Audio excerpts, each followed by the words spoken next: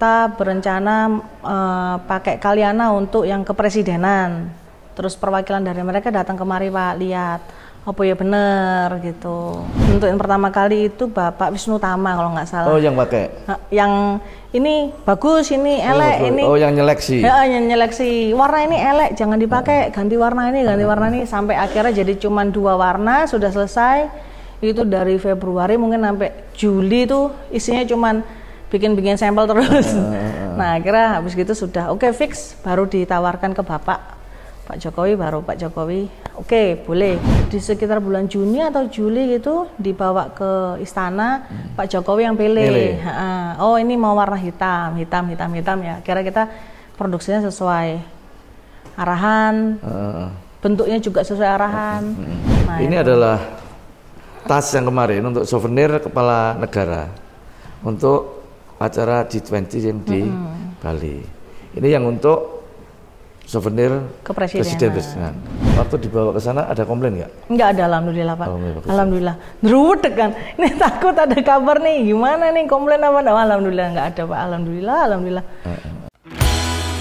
Ayo rek jagongan karo caci, iso hahaha oleh inspirasi utang dipikir keri.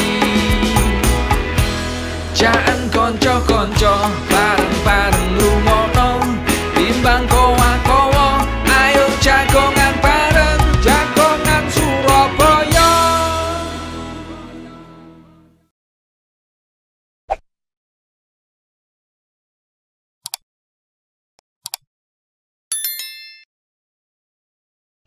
Rek ketemu nang jagongan Surabaya, jagongan karo Caca arek Surabaya.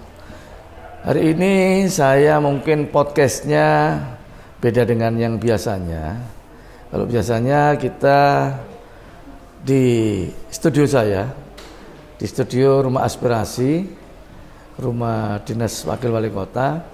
Tapi sekarang kita berada di showroom Kalyana, yaitu showroom tempat showroomnya pembikinan atau pajangan tas-tas kulit atau batik, yang mana memang aksennya banyak aksen tradisionalnya, dan bahkan mungkin namanya juga agak sulit-sulit, nama daripada tipe jenis tas. Tadi sekilas saya membaca banyak bahasa-bahasa Sanskerta, tapi untuk lebih jelasnya tentunya kita akan jagongan atau ngobrol dengan yang punya, yang menginisiasi, atau bahkan mereka yang juga memasarkan dari produk-produk ini. Mereka ini adalah Ibu Maulina. Oke, Pak. Nah, gimana Bu, kabarnya sehat? Alhamdulillah. Gimana kabarnya, Pak? Alhamdulillah sehat. Saya juga sehat, bisa datang, senang sekali di rumah showroom Kalyana ya ini ya. Iya, Kalyana. Udah lama Bu di sini? Di sini dari 2005, tapi 2005. Jadi showroomnya itu 2010. Oh, dulunya rumah tinggal biasa. Rumah tinggal, betul. Terus sejak disulap menjadi showroom tempat majang memasarkan barang-barang tas atau barang-barang yang dipajang di belakang ini sejak tahun berapa nih? Dulu toko juga 2010 itu memang, tapi nggak begini bentuknya, masih sekat-sekat. Nah, toko ini ya? Bukan ruko, jadi mejanya di depan, terus kami ini maju ke depan. Oh, model showcase yang di kaca-kaca itu. Iya.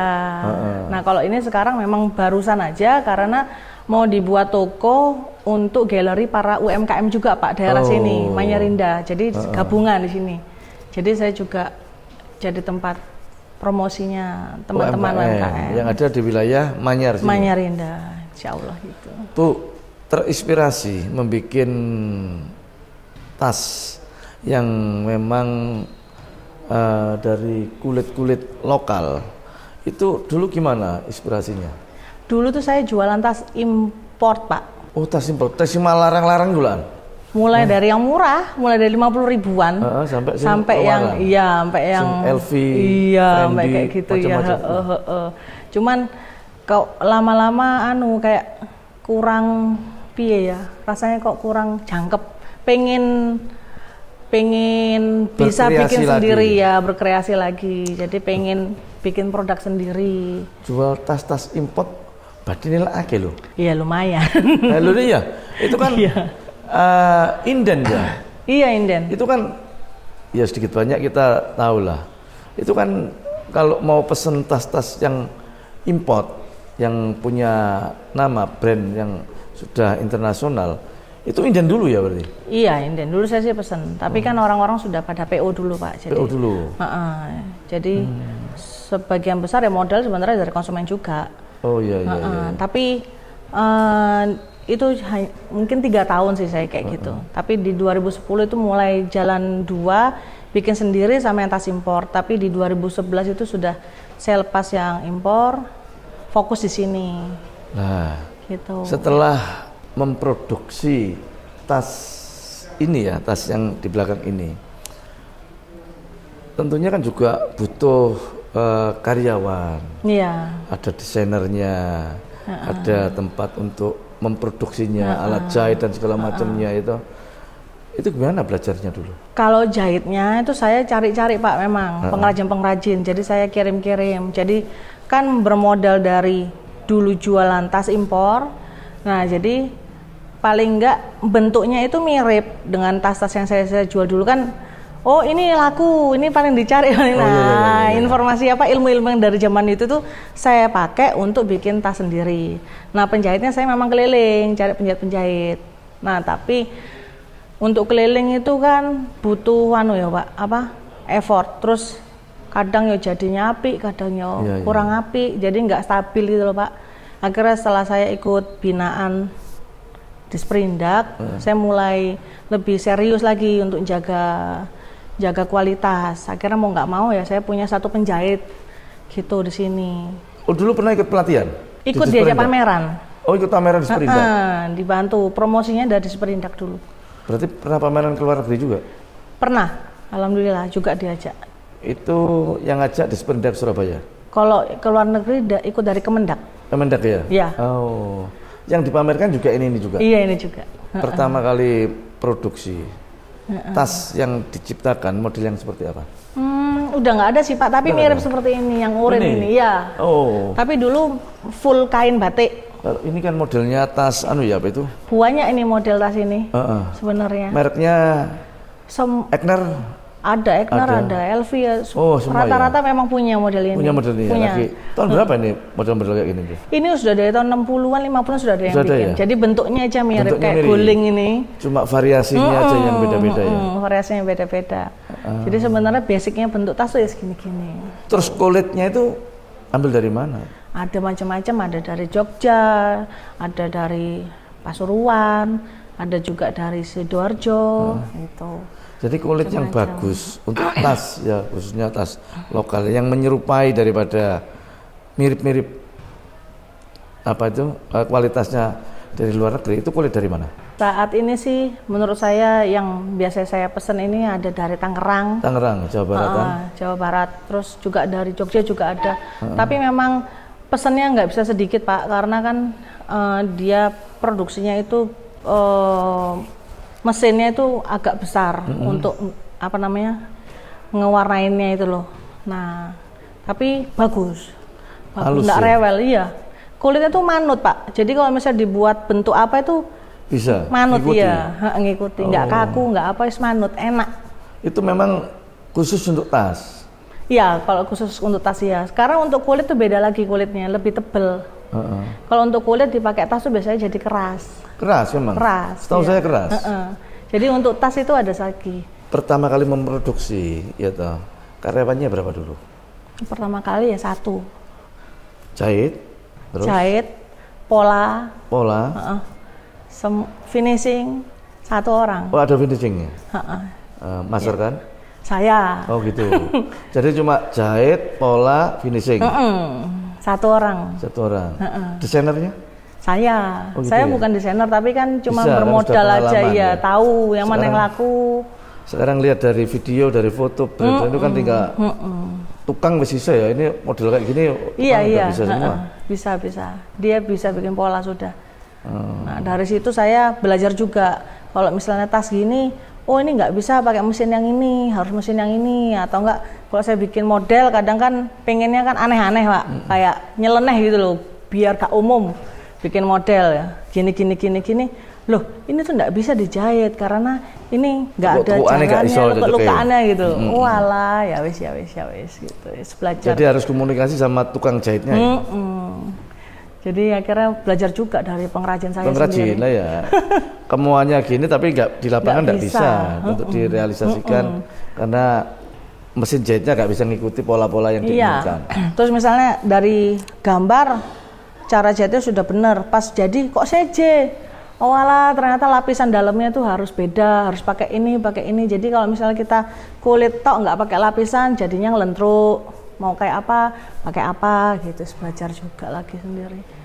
Omset pertama dulu berapa, Bu? Omset pertama ya harga tasnya Pak. Dulu laku itu di 750.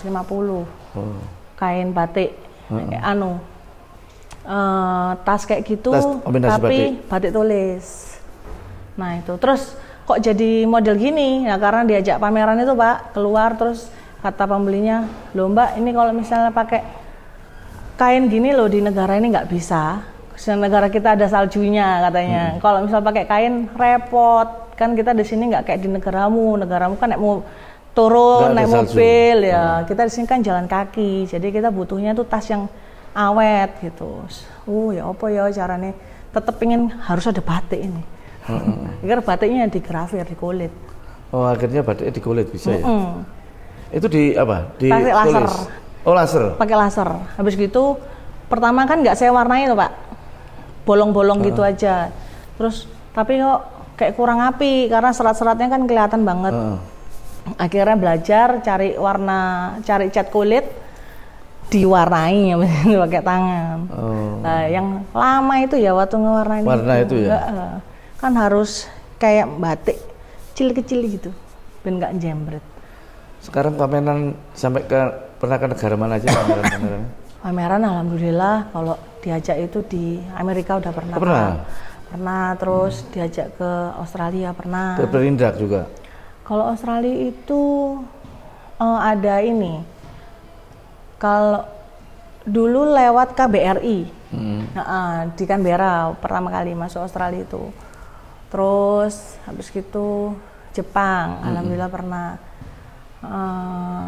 Berlin juga, ya alhamdulillah Pak. Nggak terlalu banyak kok, tapi ya lumayan. Setelah pameran, ada nggak tindak lanjut daripada pameran itu menghasilkan pesan banyak dari luar negeri itu atau simultan kirim ke sana? Ada, tapi belum ada. Jadi biasanya habis pameran itu langsung pesan dia. Ada yang sampai datang ke sini Pak. Oh datang ke sini? Ngecek. Oh iya. Bener nggak keberadaan ada? Iya bener nggak? Ono di pegawai cuma kok kayak dodolan di luar saja kan gitu. Ngecek ke sini? Ngecek. Itu orang luar juga? Semua orang luar ngecek ke sini karena mereka takut mungkin ya Pak ya. Mungkin karena pesannya banyak juga, simultan terus. Nggak banyak sebenarnya, dia tuh kayak punya butik-butik kecil gitu Pak. Mau dijual lagi juga? Iya, memang mau dijual lagi. Itu tapi mau lihat dulu ke sini, akhirnya datang ke sini, ya segitu Pak, alhamdulillah. Terus sampai sekarang tuh ada toko kayak reseller ya bahasanya. Reseller ya. Ada di Melbourne ada reseller gitu. Ada reseller. Alhamdulillah, ya itu juga ngecek ke sini. Jadi negara mana aja yang sudah sampai sekarang ambil barang dari sini? Kalau setelah pandemi yang masih jalan yang dari Melbourne Pak. Melbourne Australia. Amerika belum. Enggak. Itu setelah pandemi ya? Iya, setelah pandemi udah. Yang lainnya udah berhenti dulu, tapi masih komunikasi tapi belum. Tapi yang jalan ini, yang di Melbourne masih jalan. Alhamdulillah. Nggak banyak tapi alhamdulillah Pak, bantu banget waktu kemarin buat pandemi. Iya, pandemi ya. Waktu pandemi kemarin gimana? Ikut-ikut berkurang atau? Wah ya nemen ya? Nemen Pak. Wah itu kan pegawai itu seingat saya ya itu ada 35. Wih pegawai sekarang terus ini? Dulu waktu tahun 19 sampai 2020 awal itu Maret itu saya merumahkan separuh kalau nggak salah jadi 13 apa berapa saya lupa. Habis gitu kena lagi masih belum bisa lagi akhirnya jadi 1 Jadi satu tuh hanya untuk admin sosmed. Waduh. Jadi jualan online. Jualan online. Pegawai yang saya rumahkan itu alhamdulillah sudah ada yang pernah saya berikan mesin. Oh, tahu dari bisa. Jadi saya, Pak, wis gak usah di sini dulu, Pak. Kerja di rumah masing-masing. Nanti kok saya ada pesanan baru tak kirimi. Jadi saya nggak ngaji gitu, enggak, jadi hanya pesanan-pesanan tok. Tapi ya sulit, Pak. Tapi sekarang udah boleh kan? Alhamdulillah, pelan-pelan. 35 lagi pegawainya? Enggak, baru berapa ya? Recovery-nya 20? Enggak, baru 8. Belum? Belum. Oh. Pelan-pelan, Pak, nggak pede. Iya ya. Takut sih soalnya. Masalahnya kan memang 2 tahun ini nggak pendek, kan cukup panjang. Waktu yang memang mengguncang guncangan yang luar biasa ya. Nggak pede, Pak, saya, Pak. Jadi wis 8 sih. Nanti kalau misalnya ada butuh pesan-pesan banyak ya, pegawai yang dulu tarik saya telepon, Pak, sementara ya Pak mek sak wulan. Ya gak apa-apa. Oh ya wis gitu loh, Pak. Jadi untungnya masih baik-baik sama mereka semua. Jadi masih mau balik. Cuman 2 bulan, sebulan gitu masih mau. Sebelum kita lanjut, kita break dulu. Lanjut neng Jagongan Surabaya. Sekarang ini kita akan, tadi sudah banyak ngobrol. Banyak yang kita tanyakan. Mbak, kemarin waktu ada G20 itu kan juga ikut dipesan atau ikut pameran di sana? Dipesan, Pak. Pemesanan oleh Kemenseknek. Menseknek. Oh. Dari Menseknek. Jadi kemarin itu di bulan kalau nggak salah ya Januari atau Februari 2022 itu mereka ngabari kita berencana pakai Kaliana untuk yang kepresidenan. Terus perwakilan dari mereka datang kemari, Pak, lihat apa ya bener gitu. Kaliana itu ono toko nih, ono omae loh ya. Jadi tinjau langsung ke sini. Showroom ini sama rumah produksinya. Terus habis gitu kita bikin produk, bikin sampel dikurasi, terus sampai akhirnya ya alhamdulillah. Contohnya cocok, oke. Cocok, warnanya ada beberapa pilihan, lalu di sekitar bulan Juni atau Juli gitu dibawa ke istana, Pak Jokowi yang pilih. Oh ini mau warna hitam ya. Kira kita produksinya sesuai arahan, bentuknya juga sesuai arahan. Dari Menseknek, kenal Kaliana itu dari mana tuh? Alhamdulillah. Tahu. Nah itu saya juga kaget kan. Kok ada yang nge-WA dari Menseknek kan pandemi toh, Pak. Nggak pernah pameran, nggak pernah apa. Wah ini alhamdulillah ini rezeki. Terus ternyata waktu kesini itu ada tahunnya awal.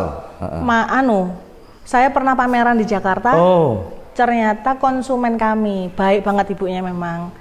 Dia pernah beli. Pernah beli gitu. Pameran di mana di Jakarta? Di Jakarta. Nggak pameran di mana? Di JCC Jakarta. Oh JCC.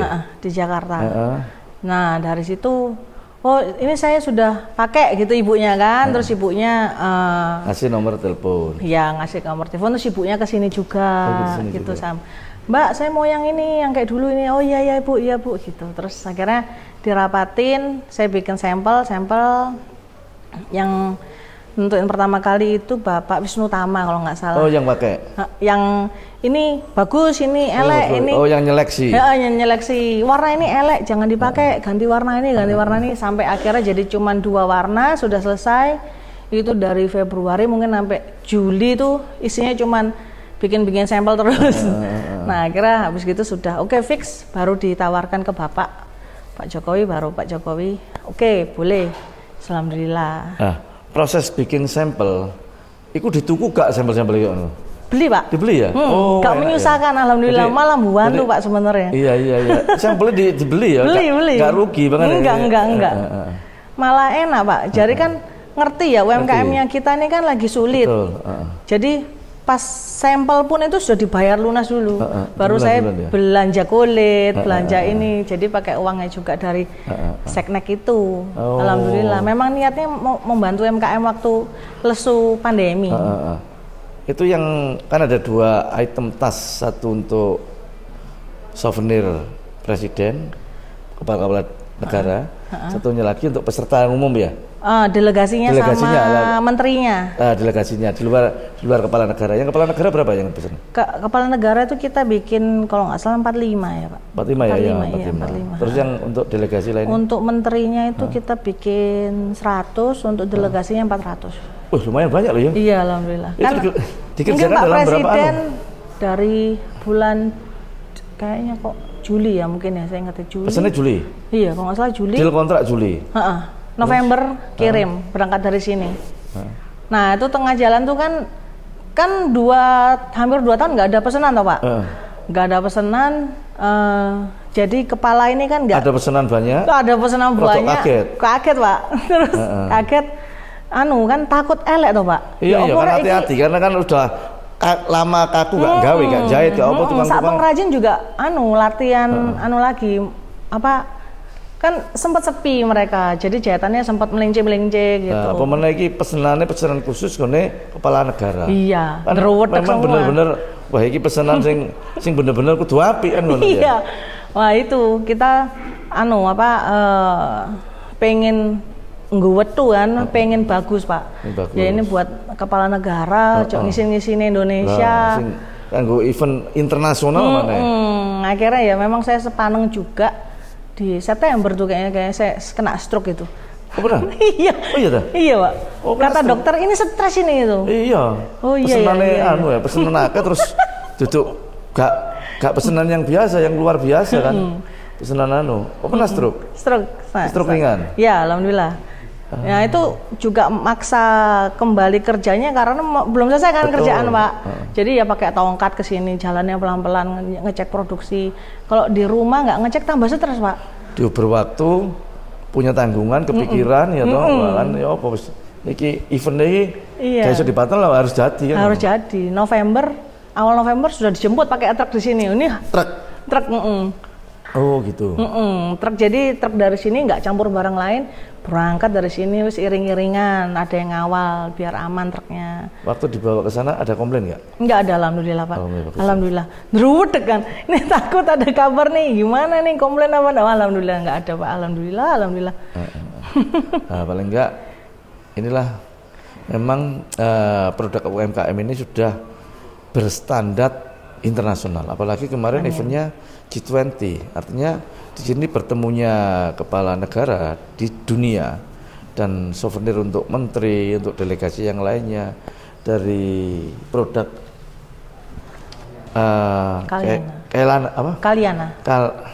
Kalyana ya? Iya. Kalyana ini sekarang kita di ruang showroomnya Kalyana yang ya dari Surabaya ini bangga ini kita orang Surabaya. Suatu prestasi penghargaan dari pemerintah pusat yang telah mempercayakan Kalyana untuk bisa bikin souvenir tas khususnya. Itu ada kombinasi batiknya juga ya? Iya, grafir juga. Grafir batiknya itu ya, itu kenapa grafir batik itu? Grafir batik semua. Wah itu Pak, itu kan banyak. Ya kita melekan semua untuk nyemir. Karena handmade ya dia. Iya. Pakai tangan ya. Pakai tangan. Ada ya handmade pakai tangan itu. Wah. Jadi pegawai pulang itu ya masih mau melekan warna itu. Mungkin biar nanti yang nonton YouTube ini biar tahu semuanya.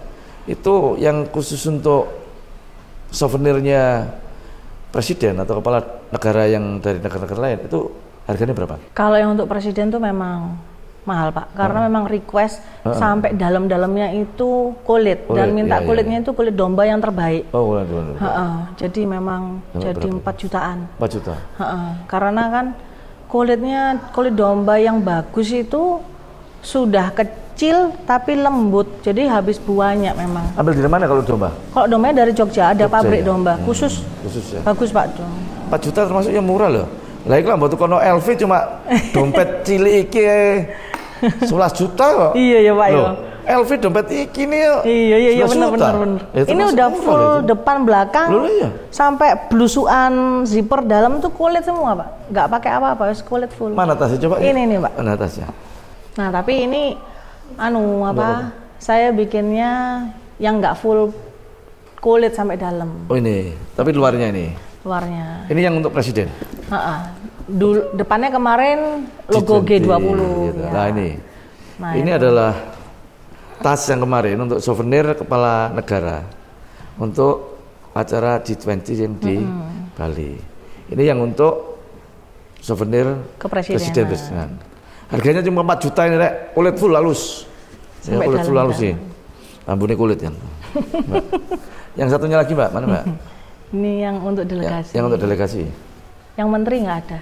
Ini kain apa nih? Kanvas, Pak. Oh, kain kanvas. Kanvasnya tapi ini water repellent, jadi kalau kena air dia nggak tembus. Iya, langsung netes gitu. Nah, ini yang untuk souvenir, yang untuk delegasi beserta delegasi jasa, yang bawa kulit, gitu. Ini kain kanvas, bagus loh. Harganya berapa ini? Satu. Ini harganya cuma 1 juta, Rek, loh. Di Kalyana ini 1 juta. Ada lagi yang satunya nggak ada? Yang untuk menteri nggak ada? Yang nggak ada. Nggak ada ya. Nggak ada stoknya yang untuk menteri. Di Bali kemarin juga ikut pameran juga? Enggak, Pak. Oh, nggak ikut pameran? Sama sekali kita nggak ada ikut pameran atau apa. Memang kita untuk merchandise ya, untuk souvenirnya. Souvenirnya aja ya? Souvenir resminya. Tapi kalau pamerannya kita nggak ikut. Nggak ikut ya? Nggak ikut. Sebenarnya ada pameran ya? Sebenarnya ada pameran. Ada beberapa teman-teman yang memang kayaknya barangnya di sana untuk pameran. Tapi saya nggak. Ya karena harus dipesen. Oh iya. Waktunya ganti-ganti, bagi-bagi. Waktunya iya. Mbak, ini ada beberapa pertanyaan dari netizen karena tadi yang sejak awal saya sebut nama jenis tasnya ini kan bahasa Sanskerta kabeh. Gitu. Ini ada pertanyaan dari Rahayu Eka. Apa makna dari Asha Dewi? Itu Asha Dewi, Naisha, Adisri. Wangel ini. Ini kira ngapal itu yo. Loh, saya juga ya kadang lupa kok, Pak. Apa itu, Mbak, maknanya? Kalau Asha Dewi ini tas yang di belakang Bapak ini. Oh, ini ya, yang warna coklat ini ya. Oh, ini Asha Dewi. Terus itu artinya melambangkan kecantikan. Oh. Jadi ini tas yang memang pertama kali saya bikin dan sampai sekarang masih paling laris, Asha Dewi. Oh iya. Terus ada lagi Naisha. Naisha artinya spesial. Oh, spesial. Ada nggak ya Naisha di sini? Nggak ada. Oh, nggak ada. Selaku. Adisri.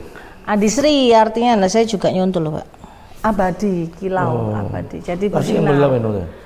Adisri. Nggak ada ya? Sebenarnya mirip seperti ini sih, Pak. Oh, mirip-mirip itu.